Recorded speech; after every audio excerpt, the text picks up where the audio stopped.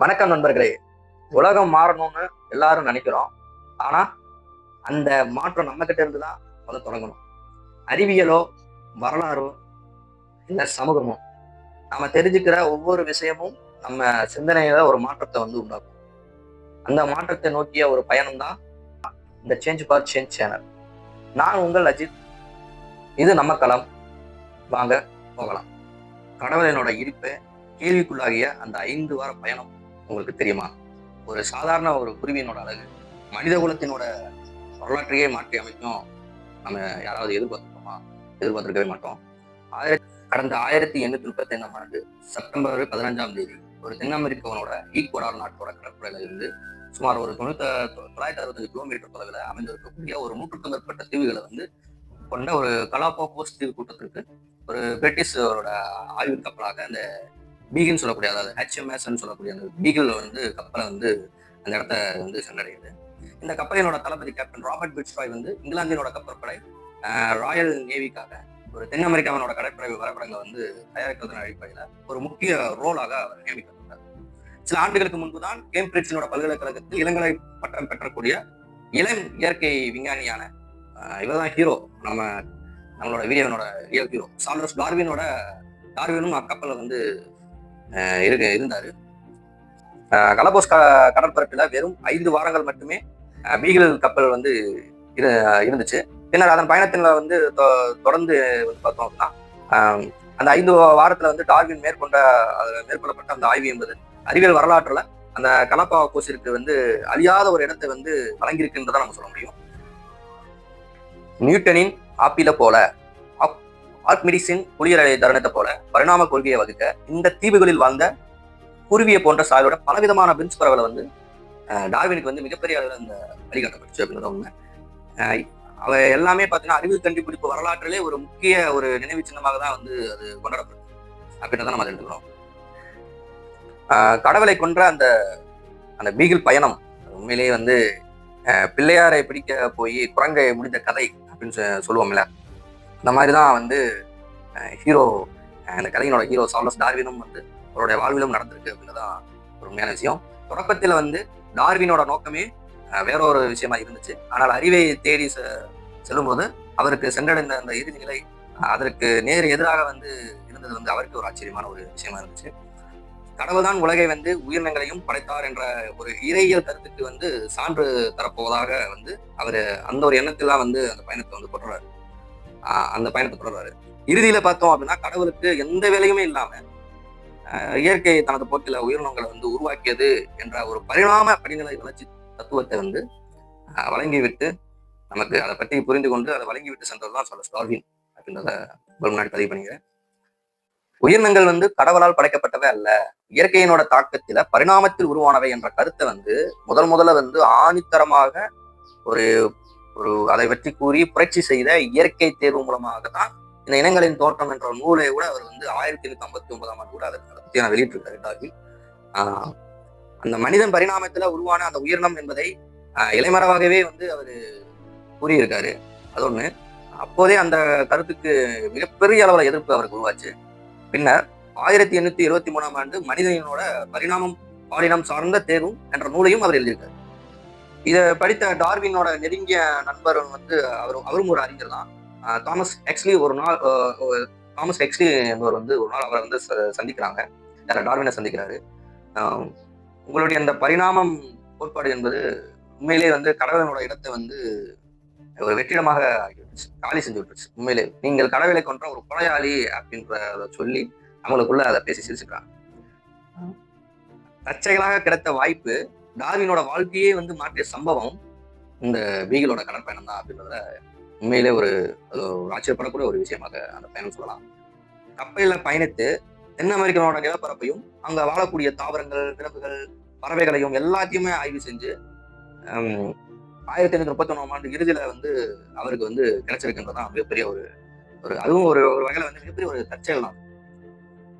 Beagle என்னும் கடல் ஆய்வு கப்பலை செலுத்தி தென் அமெரிக்காவினோட தீவுகள், கடற்கரை பகுதிகள் போன்றவற்றோட நிலவியல் மற்றும் இயற்கை வளங்களை ஆராய்ச்சி பண்றதுக்காக தான் இந்த பிரிட்டிஷ் அரசாங்கம் என்பது இந்த ஒரு பீகிள் பயணத்தை ஒரு முடிவு செய்து இந்த ஆய்வு பயணத்தை மேற்கொள்ள கேப்டன் ராபர்ட் பிட்ஸ்ராய் வந்து நியமிக்கப்படுறார். பிரிட்டிஷ் அரசாங்கத்தால் நியமிக்கப்படுறார் அந்த பீகிள் பயணத்திற்கு அந்த கப்பலோட கேப்டனாக. வெளிப்படையாகவே இயற்கைய ஆராயணுன்ற அடிப்படையில பயணம் செய்யறோம் அப்படின்னு கூறப்பட்டிருந்தாலும் இதுல இந்த பயணத்திற்கு வேறொரு உள்நோக்கமும் இருக்கு அப்படின்றது வந்து அது என்ன உள்நோக்கம் பார்த்தோம் அப்படின்னா, எங்க எந்த மாதிரி கனிமங்கள் எந்த வகையான தாது பொருட்கள்லாம் இருக்கு, தங்கம் வைரம் கொண்ட சுரங்கங்கள் எல்லாம் இருக்கா, இதை பற்றி அறிய ஒரு முக்கியமான ஒரு மறைமுகமான நோக்கத்தை வந்து அவங்க கையில் எடுத்துருக்காங்க. இந்த அடிப்படையில வந்து அவங்க அந்த பயணத்தை மேற்கொள்றாங்க அப்படின்றத உண்மை. இரண்டாவதா பார்த்தோம் அப்படின்னா, நாடை கைப்பற்றக்கூடிய ஆசை வந்து அவங்களுக்கு பிரிட்டிஷ் அரசாங்கத்துக்கு இருக்கு. இப்ப 17ஆம் நூற்றாண்டு முதலே அமெரிக்கா, இந்தியா, ஆப்பிரிக்கா போன்ற உலகின் பல பகுதிகளுக்கும் ஐரோப்பியாவோட கப்பல்கள் வந்து பல இடங்கள்ல வந்து சென்று தளங்களை அமைத்து அதை வணிகம் செய்து வந்தது என்பது வரலாற்றுல வந்து மறைக்கப்படாத ஒரு விஷயம். இருந்தாலும் உலகினோட பல பகுதிகளை கைப்பற்றி ஆட்சி செய்து காலனி நாடுகளாக ஏற்படுத்தி 18ஆம் நூற்றாண்டினோட இறுதி பகுதியிலும் அவங்க 19ஆம் நூற்றாண்டினோட துவக்கத்துல தான் வந்து இந்த வேலைகளும் அவங்க செஞ்சாங்க. ஐரோப்பாவில் முதலாளித்துவ சமூகம் பொருளாதார அமைப்பு தீவிரமடைய அதே காலகட்டத்தில் தான் அந்த காலனி நாடுகளோட விரிவாக்கம் என்பது மிகப்பெரிய அளவில் இருந்துச்சு. முதலாளித்துவத்தினோட முக்கிய குணமே என்ன அப்படின்னா போட்டி பொருள் அப்படின்றத நல்லா புரிஞ்சுக்கோங்க. ஒவ்வொரு நாட்டை சார்ந்த முதலாளிகளும் காலனி நாடுகள் சந்தையை வந்து தனது கைக்குள்ள வச்சுக்கிட்டு அதை போட்டி போடுறதா அதனோட இயல்பாக எழக்கூடியதுதான் அந்த போர். இன்னைக்கு நடக்குது, போர் நடந்துகிட்டு இருக்கு. ஈரானுக்கும் இஸ்ரேலுக்கும் அமெரிக்கா இஸ்லாமும் சேர்ந்து ஈரான் மேல மிகப்பெரிய போர் தொடுறாங்க. இதுக்கெல்லாம் ஏதோ ஒரு காரணம், இதுல ஒரு அறிவியல் காரணம் இருக்கு. அதுக்கு நீங்க கம்பாரிசன் பண்ணீங்கன்னா உங்களுக்கு புரியும். அந்த காலத்தில் போர் என்றாலே என்ன அப்படின்னு பார்த்தோம்னா ராணுவமும் கடற்படையும் தான் ஒரு மிக மிக ரொம்ப முக்கியமா இருந்துச்சு. சரிங்களா?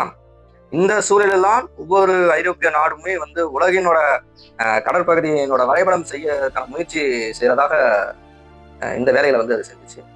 அதன் ஒரு பகுதியாகத்தான் அந்த பீகிள் எனும் சொல்லக்கூடிய அந்த கப்பலை வந்து செலுத்தி வடக்கு மற்றும் தென் அமெரிக்காவினோட கடலோர கரைகளை வந்து தீவுகளையும் வந்து வரைபடமாக வந்து கேப்டன் வந்து பிட்ஸ்ராய் வந்து அதுக்காகவே அந்த வரைபடமாக செய்வதற்கும் உருவாக்குவதற்கும் கேப்டன் பிட்ஸ்ராய் வந்து நியமிக்கப்படுறாரு.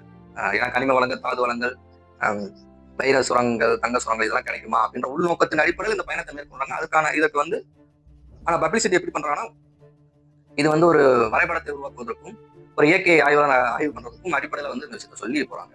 இந்த இயற்கை ஆய்வாளர் வேலை போர் தயாரிப்பு மற்றும் வணிக பேராசை போன்ற நோக்கங்களை வந்து மறைச்சு ஒரு என்ன சொல்றாங்கன்னா அறிவியல் ஆய்வு தான் அப்படின்ற ஒரு பொய்ய புலிதான் வந்து ஒரு அமெரிக்க கண்டத்தை வந்து இன்னைக்கு சுற்றி வந்து ஒரு வரைபடத்தை தயாரிக்கக்கூடிய அளவுக்கு ஒரு இதை வந்து கூறப்பட்டிருந்தாங்க. உண்மையான இலக்கு என்பது வேறு. முன்னாடி சொன்ன மாதிரி அமெரிக்க கடலில் உள்ள தீவுகளுக்கு இடையேயான தொலைவு என்பது பல்வேறு புள்ளிகளின் கடலினோட ஆழம், கடற்கரையில் உள்ள முகத்துவாரங்கள், எப்படி சொல்றது, போர் ஏற்படுச்சு அப்படின்னா எந்த பகுதியில கப்பலை வந்து எளிதா வந்து நிலத்தை வந்து சென்றடைய முடியும் என்பதை பற்றியான தகவல்களாம் போன்ற ஒரு பல்வேறு தரவுகளை வந்து சேகரிப்பதே வந்து ஒரு இவங்களுடைய முக்கியமான பணியாக இருந்துச்சு. சப்போஸ் ஒரு போர் வருது, ஏன்னா போர் வந்து ரொம்ப முக்கியமான ஒரு கப்பல் அன்னைக்கு இருந்துச்சு. அப்படின்ற அடிப்படையில இந்த இடத்துல கப்பலை ஈஸியா சென்றடைய முடியும், நிலத்தை எப்படி சென்றடைய முடியும் அப்படின்ற அடிப்படையிலையும் அது ஒரு முக்கியமான ஒரு பணியாகவும் அவங்க சேகரிச்சாங்க. கப்பலில் பயணம் செய்த அந்த கடலோரங்களையும் தீவுகளையும் கடலினோட ஆழத்தையும் ஆராய்ந்து நம்ம அந்த பதிவு செய்த அந்த வரைபடம் தயாரிப்பது வந்து 5 ஆண்டுகளாக நீடிக்கக்கூடிய ஒரு பயணமாக தான் இருக்கும். அதன் பின்னர் தான் வந்து அவங்க வீடு திரும்ப முடியும். கிட்டத்தட்ட ஒரு 5 வருட பயணம் என்பது யோசிச்சு பாருங்க. கடலுக்குள்ள கப்பலை இயக்குவதற்காக மாலுமிகள் வந்து மருத்துவர்கள், அப்ப நிலவியலாளர், கனிம ஆய்வாளர், வரைபட உதவியாளர், அப்புறம் வானிலை ஆய்வாளர்கள் இவர்களெல்லாம் ஒட்டுமொத்தமாக சேர்ந்து ஒரு 77 பேர் வந்து அந்த பீகிள் என்ற கப்பலுக்கு வந்து பயணம் செய்யறாங்க. இவ்வளவு பேருடன் கப்பல் பயணம் செஞ்சுமே கடலில் உள்ள 5 ஆண்டுகளுக்கு தனிமையில வந்து கழிக்க வேண்டி இருக்கும் அப்படின்றத வந்து கேப்டன் பிட்ஸ்ராய் வந்து மிகப்பெரிய பயப்படுறாரு. அதுக்கு காரணம் இருக்கு. அவர் ஏன் அந்த இதுக்கு பயப்படுறாருன்னா அது ஒரு காரணம் இருக்கு. ஏன்னா பிட்ஸ்ராய் என்பவர் வந்து பார்த்தோம் அப்படின்னா அவர் மேட்டுக்குடியை சேர்ந்தவர், அதாவது வசதியான நபரை சேர்ந்தவர். அவரது சமூக நிலைக்கு கீழே உள்ளவர்களை கூட அவர்கள் ஈஸியா வந்து அவர் உறவாட முடியாது, பேச முடியாது. அதனால வந்து அவருக்கு ஈக்குவலா இருக்கக்கூடிய ஒரு செல்வாந்தரோட ஒரு அறிவியலாளர் இருந்தா நல்லா இருக்கும் அப்படின்ற அடிப்படையில வந்து அவருக்கு வந்து அவர் முடிவு பண்றாரு. ஸோ அப்ப தனக்கு ஈக்குவலா இருக்கிறவரை வந்து ஒருத்தர் நியமிச்சா நல்லா இருக்கும் அப்படின்ற அடிப்படையில தன்னோட நண்பர்களுக்கு வந்து இதை பற்றியான விஷயங்களை கூறுறாரு. அவருக்கு பேச்சு துணையாகவும் அது இருக்கும். தனியாக பயணம் பண்றது அதுக்கான அச்சம் வந்து அவருக்கு இதுதான் இருந்துச்சு. ஏன்னா அவருக்கு முன்னாடி அதே கப்பல்ல தலைமை ஏற்று ஒரு கப்பலுக்கு கேப்டனாக இருக்கக்கூடிய கடைசியில் அவர் தனிமையில வந்து வாடி மனசோர்வடைந்து வந்து தற்கொலை தான் செஞ்சுக்கிட்டாரு. அதுபோல நம்மளும் அதே மாதிரி வாடி போய் மனநிலை பாதிக்கப்பட்டு தற்கொலை செஞ்சிருவோமோ அப்படின்ற அடிப்படையில வந்து மிகப்பெரிய அளவுல வந்து பிட்ஸ்ராய் வந்து கேப்டன் பிட்ஸ்ராய் வந்து பயந்தாரு. ஏன்னா 5 வருஷம் கேப்டனோட டிராவல் எப்படி இருக்கும் யோசிச்சு பாருங்க. யாரோட ஆனா இது எல்லாரும் கூட சகஜமா பேசலாம் செய்யலாம், பட் அது ஒரு வேற கருத்து. பட் அன்னைக்கு இருந்த முதலாளிகளோட அறிவு நான் இப்படிதான் இருக்கும் அப்படின்றத உணர்த்துது அப்படின்றத நம்ம புரிஞ்சுக்கணும். முதலாளிகளோட இதெல்லாம் கலாச்சாரம் தான் என்பதை நம்ம புரிந்து கொள்ள வேண்டும். பீகில் கப்பலினோட 2ஆம் பயணம் 2 பாய்மரங்களும் 10 பீரங்களும் கொள்ளக்கூடிய ஒரு 235 டன் எடையுள்ள ஒரு கடல் ஆய்வு பயணங்களுக்காக இந்த தயாரிக்கப்பட்ட கப்பல் தான் இந்த பீகில் சொல்லக்கூடிய இந்த கப்பல். இது மே 11, 1820 தயாரிக்கப்பட்டுச்சு. தயாரான பின்னரே 6 ஆண்டுகளாக வந்து இது ஓய்வுல தான் இருந்த இந்த கப்பல் வந்து கேப்டன் பிரிங்கில் ஸ்டோக்ஸ் தலைமையில 1826 முதல் 1836 வரை வந்து தென் அமெரிக்கா கடல் பகுதிகளை வந்து ஆராய்வதற்காக அனுப்பப்பட்டுச்சு. ஆனா கடல்ல வந்து தனிமையில வாடிய வந்து இந்த ஸ்டோக்ஸ் வந்து 1828 ஆகஸ்ட் 12 அன்று வந்து என்ன பண்ணிட்டாருன்னா தற்கொலை செஞ்சிருவாரு. அதுக்கு பிட்ஸ்ராய் கேப்டனாக வந்து நியமிக்கப்படுறாரு. இந்த சூழலில் தான் 1831 முதல் 1836 வரைக்கும் மீண்டும் வந்து தென் அமெரிக்காவோட கடற்பகுதியில ஆய்வு செல்வதற்காக மேற்கொள்ளப்பட்ட இந்த 2ஆம் கடற்பயணம் என்பது திட்டமிடப்பட்டது. தனக்கு சமமாக சமூகம் பின்பலம் கொண்ட ஒருவரை வந்து கப்பலை வந்து கூட இருந்தா நல்லா இருக்கும் அப்படின்ற அடிப்படையில வந்து ஒரு சரியான நபரை வந்து தேடணும் அப்படின்றது வந்து பிட்ஸ்ராய் வந்து எதிர்பார்த்தாரு. இந்த பின்னணியின் அடிப்படையில தான் அறிவியல் அறிந்த அதே நேரம் ஒரு மேட்டுக்குடியை சேர்ந்த ஒரு இளைஞருமான ஒருவர் வந்து கப்பலில் வந்து ஒரு பேச்சுக்கணக்காக பயணம் செய்ய வேண்டும் என்ற அடிப்படையில அதனுடைய வேண்டுகோளை வந்து லண்டனில் இருக்கக்கூடிய அவருடைய நண்பருக்கு வந்து தெரிவிக்கிறார். இந்த செய்தி டார்வினுடைய ஆசிரியரமான தாவரவியல் விரைவுரையாளருமான ஜான் ஸ்டீவன்ஸ் ஹென்ஸ்லோவின் காதுகளை வந்து இந்த விஷயம் போய் சேருது. இந்த வேலைக்கு வந்து மிகவும் வந்து ஒரு பொருத்தமான நபர் கேப்டன் பிட்ஸ்ராயினோட வயதை ஏற்றார் போல் ஒரு டார்வின் தான் வந்து இந்த பயணத்துக்கு வந்து கரெக்டா இருப்பாரு அப்படின்றத வந்து ஹென்ஸ்லோவின் வந்து இந்த விஷயத்தை வந்து பதிவு பண்றாரு. அவருடைய பரிந்துரையில் பேரில் தான் இந்த டார்வின் வந்து இந்த பீகில் கடற்பயணத்துக்கு வந்து பிட்ஸ்ராயோட சேர்ந்து அந்த பயணத்துக்கு அனுப்பப்படுறாரு. கப்பல் பயணம் கடந்த 1833ஆம் ஆண்டு டிசம்பர் 27 அன்று டார்வினை வந்து சுமந்து கொண்டு தனது 2வது கடற்பயணத்தை வந்து இந்த பீகில் கப்பலோட பயணம் என்பது தொடங்குது.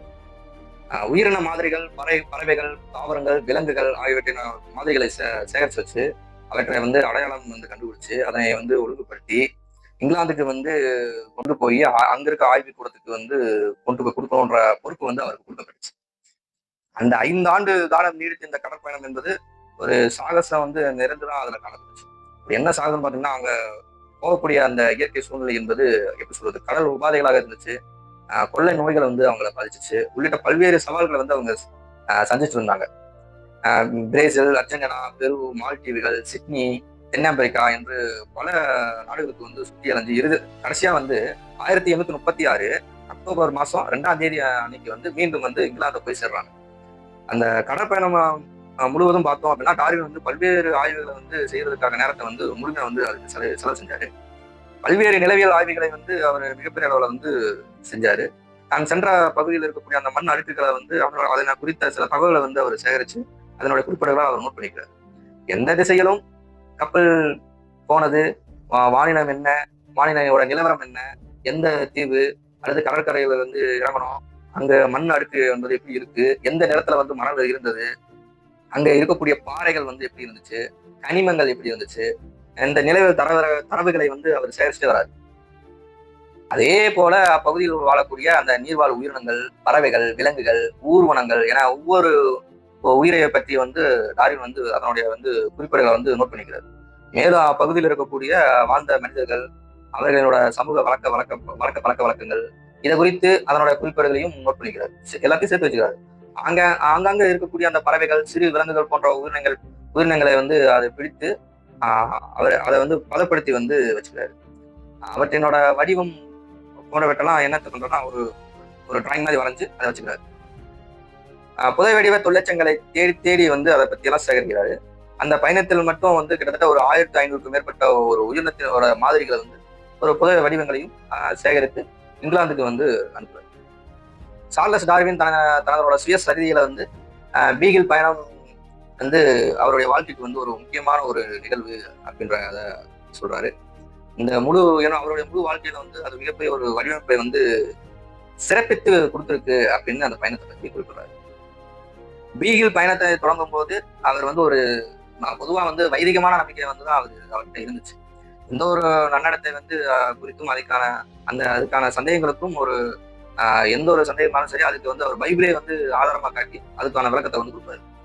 இதை கண்ட அவர் கூட பயணம் செஞ்ச பல அதிகாரிகள் கூட பலமுறை அவர் வந்து கேள்வி செஞ்சிருக்காங்க.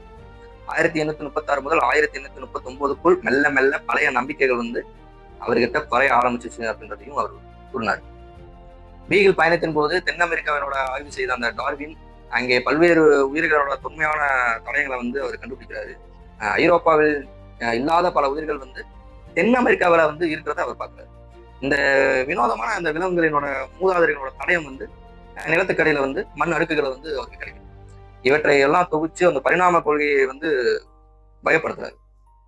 அந்த கலாபாகோஸ் தீவுகள் உலகில் எங்கும் காண முடியாத அளவுக்கு ஒரு தனித்துவமா வாய்ந்ததாக இந்த தீவு வந்து காணப்பட்டுச்சு. ஏன்னா சூரியனோட ஒளி வந்து தங்கம் போல வந்து உயரக்கூடிய அளவுக்கு அந்த கடல் நடப்பட்டுச்சு. எரிமலை கற்கள் மீது குளிர் காயக்கூடிய அளவுக்கு யுவானாக்கள், நீர சீறி பாயக்கூடிய அந்த கடல் சிங்கங்கள், பெண்குயின்கள், நீல நிற கால்களை அசைத்து நடமாடக்கூடிய அந்த கூபி பறவைகள், தீவுகளினோட நடுவே முள்ளுங்கற்றாழை மலர்களை வென்றுண்ணும் மஞ்சள் கலந்த ஒரு பச்சை நிறத்திலான நில யுகுவானாக்கள், புதர்களின் நடுவே அசைந்து செல்லக்கூடிய அந்த 4 அடி நீளமுள்ள ஒரு ராட்சத ஆமைகள் என ஒரு விசித்திரமான விலங்கு வாழும் இந்த தீவுக்குள்ள குருவி போன்ற ஒரு அளவிலான ஒரு விசித்திரமான பிரிச்சு பறவைகளை வந்து பரவலா வந்து அங்க இருக்கு. இதை அனைத்துமே அவர் வந்து ஏதோ ஒரு வேற்றுடத்துக்கு வந்து வந்தது போல அவருக்கு வந்து உணர்வை வந்து. ஆனா இத்தீவுக்குள் டார்வினுக்கு உடனடியாக ஈர்ப்பு வந்து அமையல. செங்குத்தாக எதனால அவருக்கு அப்படி இருந்துச்சுன்னா, செங்குத்தாக பொழியக்கூடிய அந்த வெப்பம் என்பது சூரிய கதிர்கள் என்பது மிகப்பெரிய அளவுக்கு ஒரு கருப்பு எரிமலை கற்களை அடுப்புக்கு போல சூடாக்கிறோம் போல ஒரு ஃபீல். காற்று பார்த்தோம் அப்படின்னா மூச்சு திணறலே ஏற்படுத்தக்கூடிய அளவுக்கு ஒரு ஃபீல். தாவரங்கள் கூட ஒரு விரும்பத்தகாத ஒரு மனம் உடையது போல ஒரு ஃபீல். ஒரு கிட்டத்தட்ட அவருக்கு நரகத்தையே வந்து ஒரு கற்பனை செஞ்சது போல இருந்தது மாதிரி அந்த இடத்தை அவர் குறிப்பிடுறாரு. ஆனா அந்த தீவுகளில் வந்து எங்கும் காணப்பட்ட ஒரு பெஞ்சு பறவைகளோட அவருடைய கவனத்தை வந்து மிகப்பெரிய அளவுல வந்து ஈர்த்திருக்கு. முதல் பார்வைக்கும் அனைத்தும் ஒரே மாதிரியாக தான் அவருக்கு தோன்றிருக்கு. முதல்ல அவர் ஸ்டார்டிங்ல பார்த்ததுக்கு அவருக்கு ஒரே மாதிரி தான் இருந்திருக்கு. சாம்பல் நிறம், பழுப்பு நிறம், கருப்பு அல்லது ஆலிவ் நிற இறகுகள், குருவியை ஒத்த உடல், குறுகிய வட்டமான சிறகுகள், பக்கமாக ஒரு சாயல் இருப்பதை வந்து அவர் பார்க்கிறாரு. இது ஒரு பொதுவான அம்சங்கள், அந்த பறவையில் இருக்கக்கூடிய அந்த பொதுவான அம்சங்கள். ஆண் பறவைகள் வந்து வளர்ந்த பிறகு முழுக்க அதோட முழுமையா பார்த்தீங்கன்னா கருமை நிறமாக தான் இருந்துச்சு. பெண் பறவைகள் மங்களாக சாம்பல் நிறத்தில் இருக்கிறத பார்க்கிறாரு. அவரினோட வேறுபாடு வந்து பெரிதாக அவருக்கு புரியல. ஏன்னா அவர் சேகரித்த மாதிரிகளை வந்து மற்ற சேகரிப்புகளோடு சேர்த்து வச்சுட்டாரு. ஒரு 4 ஆண்டுகள் 9 மாதங்கள் 5 நாட்கள் நீண்ட அந்த கடல் பயணம் என்பது. பிறகு என்ன பண்ணாங்கன்னா 1836 அக்டோபர் 2 அன்று டார்வின் வந்து இங்கிலாந்துக்கு வந்து திரும்புறாரு. சேகரித்த அனைத்தையும் வந்து என்ன பண்றாரு, அதை ஒழுங்குபடுத்தி அதை சரியான முறையில வந்து ஸ்டார்ட் பண்றாரு. அவங்ககிட்ட ஒப்படைத்து அதை தொடங்குறார். அவர் வந்து பறவைகள் நிபுணர் கிடையாது.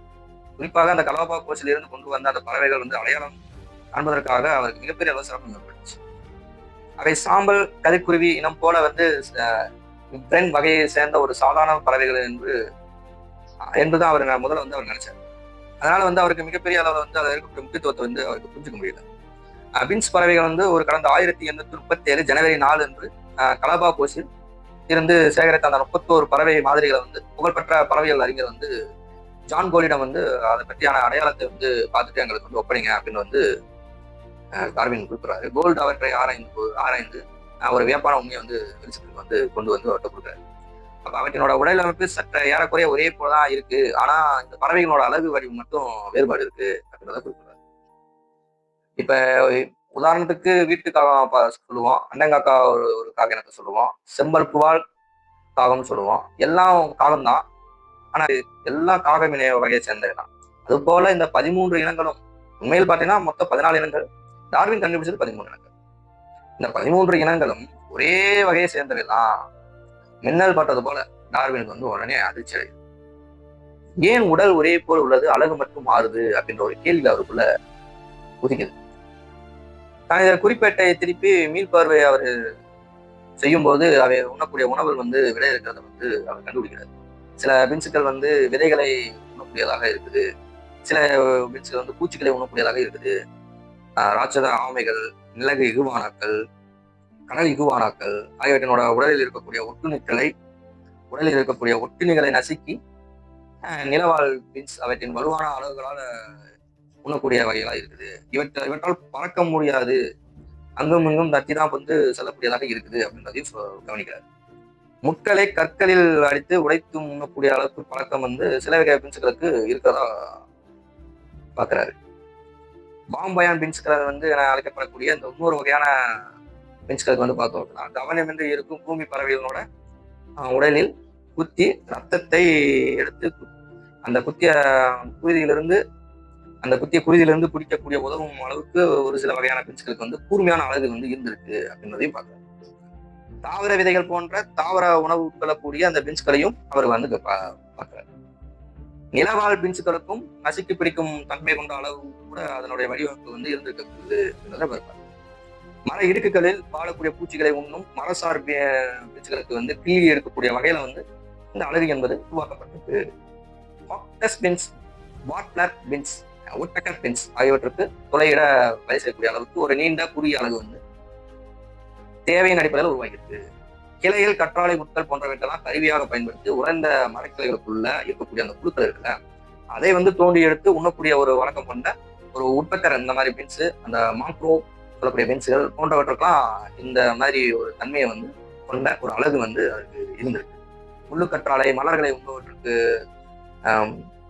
முட்களை தவிர்க்க உதவும் கூடிய அளவுக்கு முனை கொண்ட ஒரு அழகு வந்து தேவையின் அடிப்படையில் அது உருவாகிருக்கு.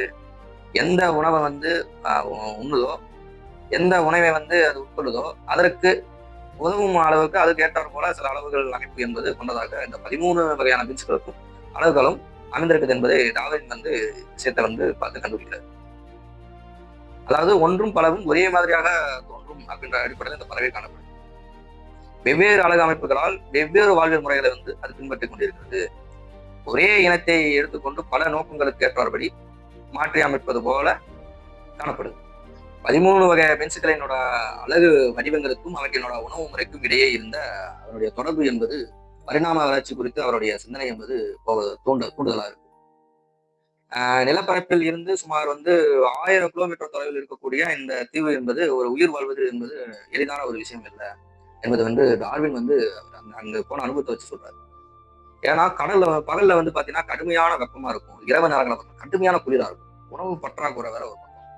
இந்த நிலைகளில ஒரு பொது மூதாதையில இருந்து பல புதிய இனங்கள் வந்து உருவாகின்றிருக்கலாம் என்ற அடிப்படையில வந்து அவருடைய கருத்து என்பது உருவாகிருக்கு. சிலருக்கு வலுவான அழகு வந்து உருவாகி கடின விதைகளை வந்து உடைக்கக்கூடிய உதவியா இருந்திருக்கலாம். சில வகை பின்ஸ் பறவைகளுக்கு பார்த்தீங்கன்னா மெல்லிய அழகு உருவாகி பூச்சிகளை எடுத்து உண்ணுவதற்காக உதவிகரமா இருந்திருக்கலாம். ஒரு இனமோ கருவியை பயன்படுத்தக்கூடிய வேறொரு இனமோ கருவியை பயன்படுத்த திறனை வந்து கொண்ட ஒரு அழகா இருந்திருக்கலாம். இவ்வாறு சிறு மாற்றங்களை வெவ்வேறு உணவுகளை உண்ணக்கூடிய அளவுக்கு உயிர் வாழ வந்து தேவைக்காக அவங்களை வந்து தன்னை வந்து தகவமைச்சிருக்கலாம் அப்படின்னு இந்த பரிணாம கோட்பாடு சொல்லப்படுது. தலைமுறைகள் கடந்த போது அந்த அம்சங்கள் நிலை பெற்ற போது ஒவ்வொன்றும் தனித்தனி பறவை இனமாக மாறிவிட்டதாக டார்வின் வந்து இதை பத்தியான விஷயத்தை கருதுறாரு. இதுல இருந்துதான் இந்த இயற்கை தேர்வு என்பது என்ற பத்தியான கருத்தை வந்து டார்வின் வந்து தன்னோட மனதில் வந்து தன்னோட மனதில் வந்து ஒரு விஷயத்தை பற்றியான உறுதி வந்துச்சு. ஏதோ ஒரு காலத்துல நிலப்பரப்பிலிருந்து சில பின்ஸ் பறவைகள் இந்த தீவு கூட்டங்களை சில பின்ஸ் பறவைகள் வந்து இந்த தீவு கூட்டங்களுக்கு வந்து இந்த தீவுக்கு வந்து இந்த கூட்டங்கள் வந்திருக்கலாம். இந்த தீவுகள் இருக்கக்கூடிய அந்த உணவு பற்றாக்குறையின் காரணமாக கிடைச்சதெல்லாம் அது சாப்பிட்டு இருந்திருக்கலாம். அங்க தன்னோட ஆணி போன்ற ஒரு வடிவில் ஒரு நீளமாக குறுகிய அளவு கொண்ட பறவை பார்த்தீங்கன்னா எளிதில் வந்து இடுக்குகள் உள்ள பூச்சிகளை வந்து எடுத்து உண்ணி சாப்பிட்டு பசியை வந்து தீர்க்கிறதுக்காக அதனோட தேவை வந்து அதனுடைய காலம் என்பது அதுக்கு தள்ளப்பட்டு இருக்கலாம்.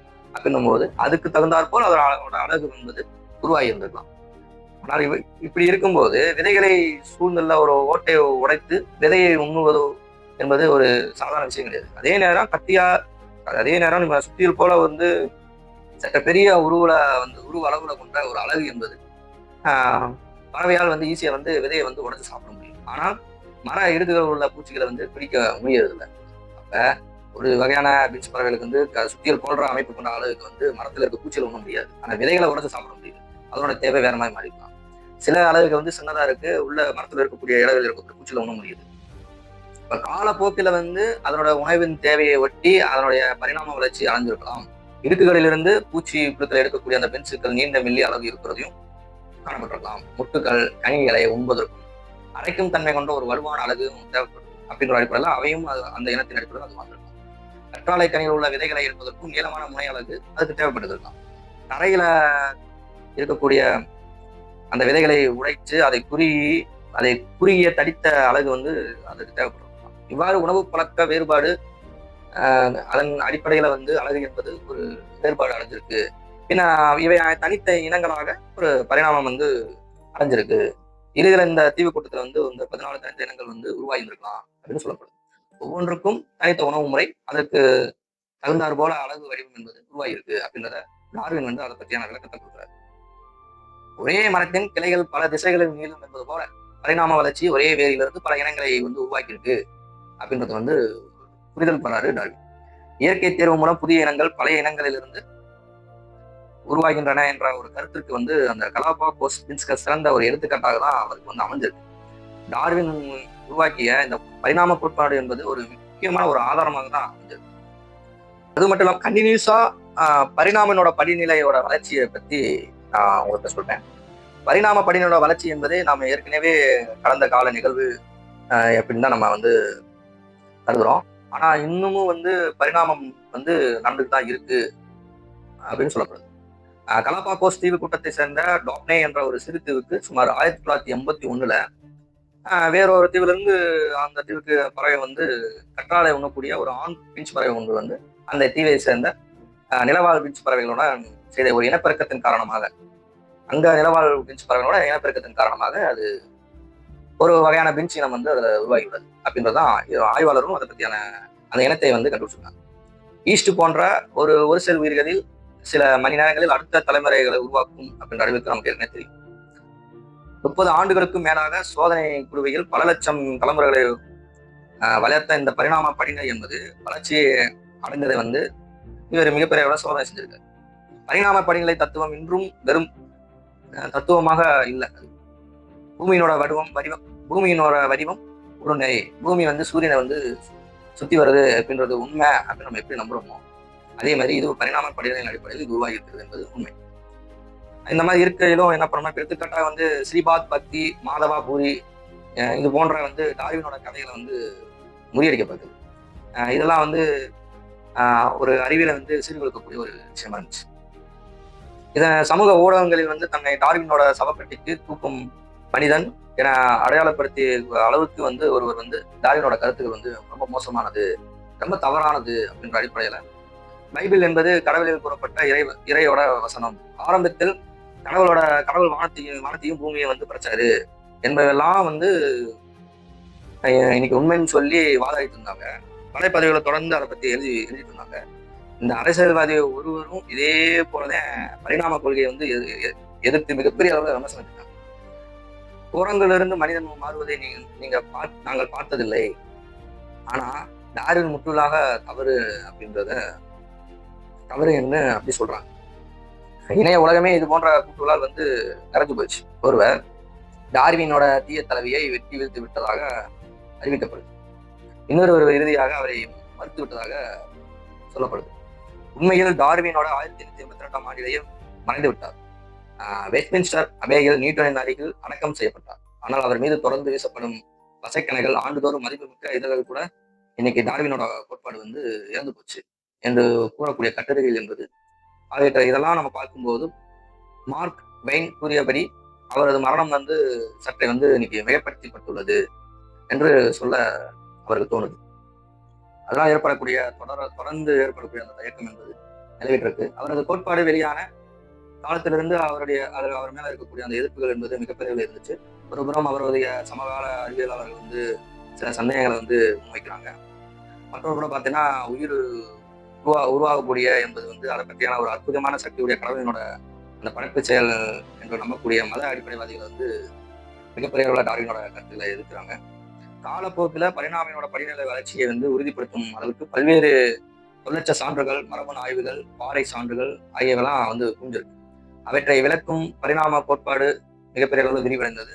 அதனால வந்து பரிணாம படிநிலை வளர்ச்சியை வந்து ஏற்றுக்கொள்ள மத அடிப்படையிலான தயக்கமும் இன்னும் வந்து தொடர்ந்துட்டு தான் இருக்கு. பரிணாம வளர்ச்சி உண்மை என்ற ஒரு கருத்து சில கருதுவது போல நம்பிக்கை அல்லது குறிப்பிட்ட கருத்துக்களும் கண்மூடித்தனமான ஒரு விசுவாசம் அல்ல அப்படின்றத நம்ம புரிஞ்சுக்கணும். டார்வினுக்கு பிறகு கடந்த 2 நூற்றாண்டுகளாக நம்ம பார்த்தோம் அப்படின்னா சேகரிக்கப்பட்ட அந்த தரவுகளிலிருந்து எடுக்கப்பட்ட சிறந்த ஒரு அறிவியல் முடிவு தான். முதலில் நம்ம கட்டுப்படுத்தப்பட்ட ஆய்வக சூழலில் நடைபெறும் கூடிய அந்த சிறு அளவிலான மாற்றக்கூடிய நேரடி சான்றுகள் வந்து இருந்துட்டு இருக்கு. ட்ரோசோபிலா எனும் ஒரு பூச்சி மீது நடத்தப்பட்ட ஒரு மரபியல் ஆய்வு மிகவும் ஒரு பரவலாக அறிந்திருந்துச்சு எல்லாத்தையுமே. மேலும் கடந்த 1988 ஆண்டு முதல் ரிச்சர்ட் லென்ஸ்கி தலைமையில வந்து தொடங்கிய அந்த யூகோலை நீண்ட கால ஒரு பரிணாம பரிசோதனை வந்து இன்ன வரைக்கும் அது கூறப்படுகிறது. லட்சக்கணக்கான தலைமுறைகளை வந்து வளர்க்கப்பட்ட இந்த பாக்டீரியா பரிசோதனைகளின் அடிப்படையில் இயற்கை தேர்வு செயல்படுவது என்பது ஒரு கண்கூடாகத்தான் பதிவு செய்யப்பட்டுள்ளது. குறிப்பாக சிட்ரிக் அமிலத்தை வந்து நம்ம வளர்ப்பு ஊட்டச்சத்தாக பயன்படுத்த முடியாதிருந்த இந்த யூகோல இனங்களில் ஒரு புதிய பரிணாம படிநிலை வளர்ச்சி தோன்றும் சிட்ரிக் அமிலத்தை வந்து நம்ம பயன்படுத்தி திறன் வளர்ச்சியை வந்து மீண்டும் வந்து அதனோட நம்ம அந்த திறன் வளர்ச்சி என்பது மேம்பட்டது. தொடக்க நிலையில இருந்த அந்த யூகோல இனத்திலும் அறியப்பட்ட யூகோல இனங்களிலும் இல்லாத இந்த தன்மை என்பது சூழலுக்கேற்ப உருவான ஒரு தகவமைப்பு என்பது நம்ம புரிஞ்சுக்கணும். தண்ணியில நம்ம இறங்கிட்டோம் அப்படின்னா நீந்த கற்றுக்கொள்கிறோம் என்பது போல சூழல் வந்து அழுத்தம் உயிரினத்தினோட பரிணாம வளர்ச்சியை வந்து தோற்றுவிக்குது. இரண்டாவதாக இயற்கை சூழலையே நிகழக்கூடிய அந்த பரிணாம படிநிலை என்பது அதனோட வளர்ச்சியை நாம் வந்து கண்டுபிடிச்சிருக்கோம். சில பட்டாம்பூச்சி இனங்களில் வந்து சிறகின் வந்து நிறமாற்றம் வந்து ஒரு தொழில்துறை மாசு சூழலுக்கு ஏற்ப வந்து உருவாக்கப்பட்டது. பூச்சிக்கொல்லி மருந்துகளுக்கு எதிராக பரிணாம படிநிலை வளர்ச்சி பெற்ற புதுவகை பூச்சிகள் வந்து முதலிய அனைத்துமே இயற்கை தேர்வோட செயல்பாடின் அடிப்படையில் ஒரு சமகால எடுத்துக்காட்டுகளாக நம்ம கூறப்படுது. இப்போது அழிந்து போன உயிரினங்களை வந்து அதெல்லாம் விட்டுட்டு இன்றும் உயிருடன் இருக்கக்கூடிய உயிரினங்களை கவனிச்சோம் அப்படின்னா பரிணாம படிநிலை வளர்ச்சியின் தடயங்கள் தென்படுறதை நம்ம பார்க்கலாம். ஒவ்வொரு உயிரினத்துக்குள்ளும் எச்சச்சூழல்கள் வந்து காணப்படுது. மனித உடலை காணப்படக்கூடிய அந்த குடல் வாழ் அதனுடைய ஒரு எடுத்துக்காட்டு நமது மூதாதையருக்கு பயன்பட்ட ஒரு அமைப்பு தான் என்பதை நம்ம புரிஞ்சுக்கணும். இன்றும் குறைந்த பயன்பாட்டுடன் எச்சமாகத்தான் இன்னைக்கு இருந்துட்டு இருக்கு. பரிணாம உயிரியல் அறிஞர் ஸ்டீபன் ஜே ஹூல்ட் முன்வைக்கக்கூடிய அந்த கேள்வி என்பது மிகப்பெரிய அளவில் சிந்திக்க தூண்டுது. ஒவ்வொரு இடத்திற்கும் கடவுள் தனித்த உயிரினங்களை படைத்தார் என்ற வாதம் உண்மையா இருக்கட்டும். அப்படி உண்மையா இருந்தா கலாபாகோஸ் தீவுகளில் உள்ள தாவரங்களுக்கும் விலங்குகளுக்கும் 600 மைல் தொலைவில் கிழக்கில் இருக்கக்கூடிய அந்த ஈக்வடார் நிலப்பரப்பினோட உயிரினங்கள் மிகவும் வந்து எப்படி ஒரு ஒரே மாதிரி உடலமைப்பையும் ஒரே மாதிரி இனத்தையும் எப்படி இருந்துச்சு, அதனோட காரணம் என்ன அப்படின்ற அடிப்படையில் அதனோட கேள்விகள் வருது. கலாபாகோஸினோட சூழல் முற்றிலும் வந்து ஒரு மிகப்பெரிய ஒரு டிஃப்ரெண்டானது. குளிர்ந்த கடலோட்டங்கள், எரிமலை திண்ம அடித்தளம், கடவுள் படைப்பு என்றால் இந்த தீவுகளுக்கு ஏற்ற ஒரு தனி உயிர்கள் தானே வந்து படைச்சிருக்கணும். ஆனா இது ஏன் இந்த தீவுல வந்து எல்லா உயிரினங்களும் இருக்கிற மாதிரியும் ஈக்குவலா நிலப்பரப்பு உயிரினங்களுக்குரிய ஒரு சாயல் வந்து இருக்கு.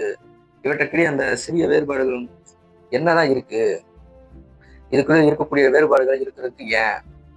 அப்ப ஸ்டீபன் ஜே ஹூல்ட் கூறுவது போல ஈக்குவடாரில் இருந்து உயிரினங்கள் வந்து கலாபாகோஸ் தீவு கூட்டத்திற்கு வந்து குடிபெயர்ந்திருக்கலாம் அப்படின்னு சொல்லப்படுறாரு. பின்னர் இயற்கை தேர்வு மூலம் வந்து அது வேறுபட்டு ஒரு புதிய இனங்களாக பரிணாம வளர்ச்சி அடைந்து ஒரு அடைந்திருக்கலாம் அப்படின்றத பத்தியான ஒரு பொருத்தமான ஒரு விளக்கத்தை வந்து அவர் கூறுறாரு. அதாவது ஒற்றுமை வந்து பொதுமூலத்தை வந்து சுற்றுகிறது, வேறுபாடு சூழல் தலைமை காட்டுகிறது அப்படின்றத வந்து இதோட பரிணாம கோட்பாடு என்பது மிகப்பெரிய அளவில் வந்து குறிப்பிடுது. இப்படிதான் நம்மளோட கதையினோட ஹீரோ சார்லஸ் டார்வின் என்பது இந்த பரிணாம கோட்பாட்டை வந்து மிகப்பெரிய அளவில் நமக்கு வந்து விளக்கம் கொடுத்திருக்காரு. இந்த பரிணாம கோட்பாடு இன்னைக்கு இல்லை அப்படின்னா இன்று வரைக்கும் நம் கடவுளை தான் நம்ம நம்பிட்டு இருக்கோம். ஆனா அவர் தான் இந்த கண்டுபிடிப்புகளின் மூலம் இந்த பரிணாம வளர்ச்சியின் அடிப்படையில் உயிரினங்கள் உருவாகின்ற அடிப்படையில் ஒவ்வொரு உயிரினங்களும் தன்னோட பரிணாமம் என்பது தன்னோட தேவைக்கு ஏற்றாற்போல், தன்னோட உணவு தேவைக்கு ஏற்றாற்போல் தன்னை வந்து உடல்ல இருக்கக்கூடிய சின்ன சின்ன விஷயங்கள் வந்து மாற்றத்தை ஏற்படுத்தியிருக்கலாம் அப்படின்ற அவருடைய அந்த பரிணாம கோட்பாடு என்பது ஒரு இன்னைக்கு இருக்கக்கூடிய மத போதர்கள் வந்து இருக்கக்கூடிய காலகட்டத்தில் அது மிகப்பெரிய ஒரு முரண்பட்ட ஒரு விஷயமாக அந்த கருத்து செயல்படுகிறது. கண்டிப்பாக அறிவது என்றுமே உண்மையை வென்றெடுக்கும், எந்த மாற்று கருத்து கிடையாது. உயிரினங்கள் கடவுள் படைத்ததில்லை. அது பரிணாம அடிப்படையில தான் உயிரினங்கள் தோன்றியிருக்கிறது என்பது அறிவியல் மீண்டும் மீண்டும் நிரூபணமாகி கொண்டுதான் இருக்கிறது. தொடர்ந்து இணைந்திருங்கள் சேஞ்ச் ஃபார் சேஞ்ச் சேனலுக்கு. சப்ஸ்கிரைப் பண்ணுங்க, பெல் பட்டன் அழுத்துங்க. Thank you all.